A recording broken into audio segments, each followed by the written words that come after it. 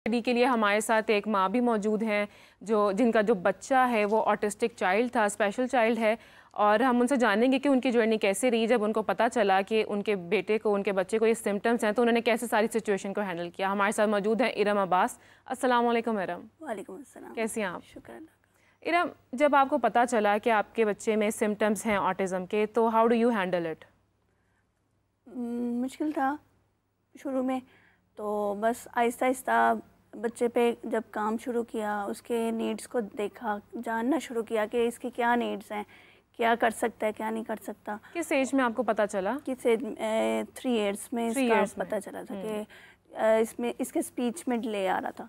इसकी वजह से, डिले की वजह से हमने रिस्पॉन्स किया चिल्ड्रन हॉस्पिटल में। वहाँ पे इसके असेसमेंट हुई और सारा पेड्स के हुए, फिर इसकी वहाँ पे शुरू हुई सारी। अभी क्या एज है, क्या नाम है इसका? अरहम। अरहम। अरहम की एज क्या है? आपकी क्या एज है? ये 10.5 का है। 10.5। तो ये फ्रीक्वेंटली बात करते हैं कि फ्रीक्वेंटली बात कर लेता है, जो मतलब इसके जो रिपीटेशन में है और जिनको ये जान रहा है उनको ये फ्रीक्वेंटली बात करते हैं और अंडरस्टैंड तो हर बात को करता है। तो आपने मतलब जब आपको पता चला कि आपके बेटे को सिम्टम्स हैं या आपकी, ऑब्वियसली आप थोड़ा, माँ बाप तो परेशान होते ही हैं, लेकिन आपने हैंडल कैसे किया? डॉक्टर के पास तो ऑब्वियसली आप गई, तो आपने लाइफस्टाइल कैसे चेंज किया बच्चे का? लाइफस्टाइल आहिस्ता आहिस्ता ही इसकी सबसे पहले शुगर का किया, शुगर इनटेक, क्योंकि हाइपर एक्टिविटी इसके टाइम के साथ आती जा रही थी। जैसे एग्रेशन आ रहा था जी, 4 साल के बाद इसमें एग्रेशन आता जा रहा था। डिफरेंट इसमें सिम्टम्स आ रहे थे, नेल्स बाइटिंग, अपने बाल खींचना, और डिफरेंट इसमें प्रॉब्लम्स आ रही थी। तो उसमें फिर हमने यही देखा कि सबसे पहले इसका शुगर का इंटेक ख़त्म करें, और फिर इसकी जो थेरेपीज करवाई, और फिर इसकी आहिस्ता आहिस्ता हमने कोशिश की कि नॉर्मल स्कूल की तरफ इसको लेके जाएं, नॉर्मल जो लाइफस्टाइल की तरफ लेके आया जाए इसको। तो अभी अरहम स्कूल जाते हैं? जी, अरहम स्कूल जाते हैं। अरहम कौन सी क्लास में हैं आप? अरहम को शुरू में हमने स्पेशल स्कूल में करवाया, राइजिंग सन में, और फिर उसके बाद हमने ना मेन स्ट्रीम की तरफ इसको लेके आना शुरू किया। अभी इंक्लूसिव सेटअप में जो है ना स्कूल में जा रहा है। अरहम, आप स्कूल जाते हैं? जाते हैं? कौन सी क्लास में आप? अरहम कौन सी क्लास में बेटे? बैठो बेटे, 1 क्लास। बैठ जाओ 1 क्लास। मैं आपसे बात कर रही हूँ ना, देखिए आप मुझे थोड़ा बताएं, शाय होने लग गए। गेम्स कौन सी पसंद है? कार्टून्स देखते हैं आप? कौन सी गेम खेलते हो? अरहम कौन सी गेम खेलते हो? आजकल ये रोब्लॉक्स बहुत शौक से देख रहा है। मतलब इसके पास होता है रोब्लॉक्स को, इस तरह ये मॉनिटराइज कर रहा ताकि आम बच्चे भी नहीं कर सकते। वाह। तो स्पीड और सारे चैलेंजेस को ये पढ़ाई में कैसा है अरहम? पढ़ाई में भी माशाल्लाह अच्छा है, A+ ग्रेड इसके आ रहे होते हैं।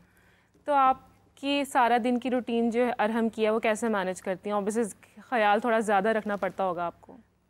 अब तो मुझे नहीं फील होता, पहले मुझे ज़्यादा ख्याल रखना पड़ता था जब ये छोटा था। तो अभी तो माशाल्लाह शुक्र अल्लाह के मैनेजेबल है और मैनेज हो रहा है।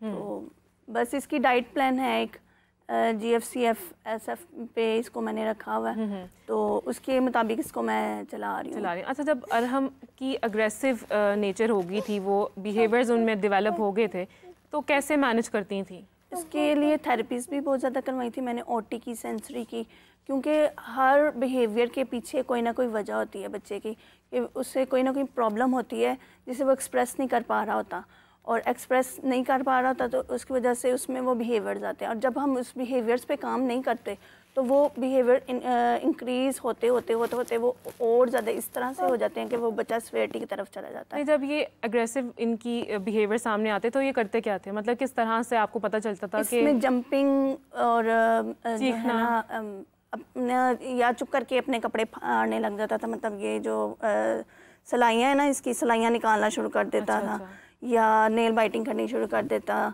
या इस तरह से कोई छोटा मोटा, इतना ज़्यादा वो नहीं करता था। एक ओवरलोड जब होता है जो अच्छा, तो फिर ही वो कर रहा होता है। या आजकल इसने ये काम शुरू किया हुआ है कि जब इससे कोई प्रॉब्लम होती है तो फिर ये कोई ना कोई चीज़ फेंकना शुरू कर देता, तो मुझे पता चल जाता है कि इसका कोई ना कोई मसला है, तो मैं फिर फ़ौरन इसको देखती हूँ कि इसका क्या मसला है। तो उसके मुताबिक ज़ाहिर बात है इन बच्चों में गट्स का भी प्रॉब्लम होता है। अच्छा, जब अरहम के और बहन भाई हैं जी, तो जब आप अरहम को ज़्यादा अटेंशन देती हैं तो बाकी फील करते हैं? पहले फील करते थे, अब उनको अब पता है उनको पता है कि ये मामा जो है इनके लिए डिजर्व है ज़्यादा। अच्छा, मेरा अरहम, बेटा मामा छोटा। आपसे ज़्यादा प्यार करती हैं कि दूसरे बहन भाइयों से? किससे प्यार करती हैं? तो बैठो।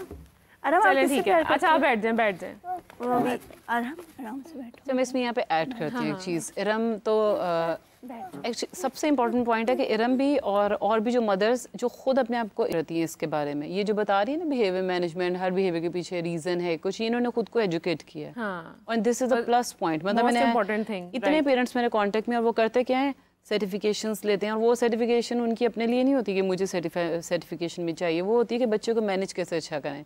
और इरम इतना रिलैक्स अभी इसलिए नजर आ रही है कि इन्होंने लर्न कर लिया मास्टर द आर्ट के कैसे हैंडल करना है। और इसी तरह से फिर आप बड़ी मैल प्रैक्टिस से भी बच जाते हैं। हमें ब्लेसिंग लगती है अब ये कि हमारे बच्चे हैं, नहीं तो पहले हम लोग इधर उधर बच्चों को देखते हैं, कहते हैं कब जान छूटेगी, कब ऐसा होगा, तो मतलब ये कब बोलेगा।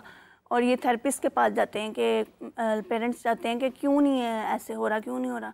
तो पर इसमें जो पेरेंट्स हर वक्त बच्चों के साथ रहते हैं, वो जो काम कर सकते हैं वो कोई थेरेपिस्ट कोई नहीं कर सकता, कोई डॉक्टर नहीं कर सकता। तो सबसे ज़्यादा एम्पावर पेरेंट्स को होने की ज़रूरत है। तो लास्टली इरम, आप उन माँ बाप को क्या टिप्स देंगी कि आपने जिस तरह से अपने बच्चे को हैंडल किया, उन माँ बाप को क्या टिप्स देंगी जिनके बच्चे ऐसे हैं, ऑटिस्टिक हैं, कि कैसे वो मेंटेन कर सकते हैं लाइफस्टाइल? मैं सबसे पहले यही टिप देना चाहूँगी कि सबसे पहले अपने बच्चे के जो नीड है ना उसको अंडरस्टैंड करें, और उसके बाद जो बच्चे के इंटरनल जो नीड्स हैं उसको अंडरस्टैंड करें। जो उसके प्रॉब्लम्स हैं इंटरनल के, क्योंकि इंटरनल ज़्यादा हैं, वही जब इंटरनल सॉल्व नहीं होते तो फिर वो एक्सटर्नली आपको वो रिस्पॉन्सेस मिल रहे होते हैं। तो इंटरनल को बहुत ज़रूरी है कि आप उसके गट्स को देखें, उसके सेंसरी के प्रॉब्लम्स आ रहे हैं, उसके फिज़िकल प्रॉब्लम्स आ रहे हैं, उसी के मुताबिक उसको आप ट्रीट करें। क्योंकि आपको डिफरेंट किसी नॉर्मल इंसान को भी कोई बीमारी होती है तो हम उसके पहले सिम्टम देखते हैं कि उसका क्या मसला है, तो फिर उसके बाद ही उसको ट्रीट करते हैं। तो इसी तरह से इन बच्चों को भी ट्रीट किया जाए। Thank you so much Iram, बहुत स्ट्रांगली मुझे आपकी बातों से जाहिर हो रहा है कि आपने इस सिचुएशन को बहुत स्ट्रांगली हैंडल किया है। और thank you so much for joining us and sharing your journey with us. Thank you Arham. Coming back to you doctor Aamna, जैसे अभी हमारे पास जो केस स्टडी थी इरम, वो बता रही थी कि एग्रेसिव नेचर आ जाती है, हाइपर एक्टिव जब बच्चे होते हैं, तो उस सिचुएशन में माँ बाप को आप क्या बताएंगे कि माँ बाप को कैसे हैंडल करना चाहिए बच्चे को? एक तो सबसे पहले जैसे भी इरम ने खुद भी ऐड किया ना कि हर बिहेवियर के पीछे या तो उससे पहले कोई ना कोई चीज़ हुई होती है, कोई ऐसा इंसिडेंट जो ट्रिगर करता है उस बिहेवियर को, या फिर उसके बाद कुछ इस तरह का होता है जो उसको, जैसे एक बच्चा, मैं अक्सर एग्जांपल देती हूँ कि एक मदर को बुला रहा है कि मामा किचन में है, मामा काम कर रही है, और वो कह रहा है मामा मामा मामा, और वो नहीं सुन रही, लेकिन वो जैसे ही बोलता है ना मामा, तो मम्मा एकदम से भाग के आ जाती हैं। और ये जस्ट लर्न कि मामा को बुलाना है ना तो फिर सीधा ऐसे ही बोलना है। तो बहुत से बिहेवियर हम खुद सिखा रहे होते हैं उन्हें। तो मैं तो पेरेंट्स की ट्रेनिंग करती हूँ, मैं सबसे पहले यही कहती हूँ कि आप ज़रा ये फाइंड आउट करें, आप देख रहे हैं कि समझ लें A-B-C है, ये आप देख रहे हैं B को कि बिहेवियर ये किया बच्चे ने, उससे पहले A क्या था, एंटीसीडेंट क्या हुआ था, और B क्या, C क्या था।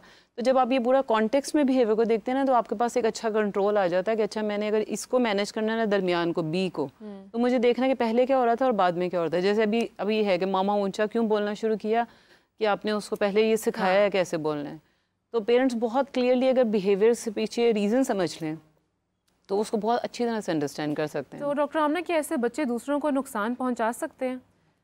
नुकसान पहुंचाने की इनकी इंटेंशन तो बिल्कुल भी नहीं होती, हाँ, लेकिन बच्चों को पता थोड़ी चलता है। हाँ, लेकिन वो वाली चीज़ वही है कि पेरेंट्स मतलब पेरेंट्स की सुपरविजन में ये लाजमी होते हैं हर वक्त, और बच्चों को आहिस्ता आहिस्ता अगर उनकी नीड्स फुलफिल नहीं हो रही तो वो सबसे पहले तो अपने आप को नुकसान पहुंचाते हैं। दीवार से टक्कर मारना, हेड बैंगिंग बड़ा कॉमन है, लेकिन बेसिकली उनका हर बिहेवियर कुछ ना कुछ कम्युनिकेट कर रहा होता है। वैसे वो बाय नेचर किसी को तकलीफ नहीं पहुंचाना चाहते, लेकिन अगर माँ या टीचर है वो सही तरह से बात नहीं समझ रही, उसको पता है मैंने दूसरे बच्चे को लगाना है तो फिर ये मेरी बात सुनेंगी। इस केस में अगेन वही वाली चीज़ जो मैंने कहा, बिहेवियर को वो कम्युनिकेट करना चाह रहे होते अपनी नीड, और हम सीधी तरह से अंडरस्टैंड नहीं करते, तो फिर वो उस सेंस में हो सकता है कि किसी को ज़रा पुश कर दिया, धक्का दे दिया, लेकिन वैसे वो कोई नुकसान नहीं पहुंचाते, वो बहुत ज़्यादा लविंग होते हैं। बल्कि तो डॉक्टर आमना, हम ऐसे भी देखते हैं कि बाज़ औक़ात अगर आपका ऑटिस्टिक चाइल्ड है तो आपको डिवोर्स हो जाती है, जस्ट बिकॉज कि आपका ऑटिस्टिक चाइल्ड है, और फिर सारी जिम्मेदारी सिर्फ माँ पर आ जाती है। तो ऐसे में फैमिली सपोर्ट कितना मैटर करता है? अच्छा, इसके लिए वैसे ऑटिज़म ज़रूरी नहीं है, हर स्पेशल नीड्स का बच्चा जब, और ये इस तरह के बहुत से केसेस हैं कि मदर ने कहा कि मेरा दो बच्चियाँ ऐसी हैं जो डिसेबिलिटी के साथ पैदा हुई, मुझे डिवोर्स दे दी कि मेरी वजह से हुई है। खैर ये हमारी सोसाइटी का लगता है एक मिथ है कि अगर बच्चा अच्छा होगा तो बाप कहेगा मेरा है, और अगर कोई फॉल्टी है तो माँ का है। तो ये तो एक इस तरह का मिथ है जिसको हमें हर सिचुएशन में वैसे ही चेंज कर लेना चाहिए। वो तो बेटा बेटी वाला भी ऐसी है, लेकिन ये केसेस इस तरह के हैं कि डाइवोर्स तक बात चली जाती है, और अगर डाइवोर्स तक ना भी जाए तब भी बहुत से मेजॉरिटी केसेस में आपको नज़र आएगा कि मदर फ्रंट पे हैं और फादर पीछे से हैं। तो लेकिन अगर फादर पीछे नहीं है तो फिर इससे फ़र्क बहुत पड़ता है। तो फैमिली सपोर्ट बहुत ज़रूरी है, खासतौर पे जब अगर इन बच्चों को बड़ा एक और बड़ा कॉमन बिहेवियर है कम्युनिटी सोसाइटी का कि इनको पार्टीज़ में बुलाते हैं, खासतौर पे बर्थडे पार्टीज़ में।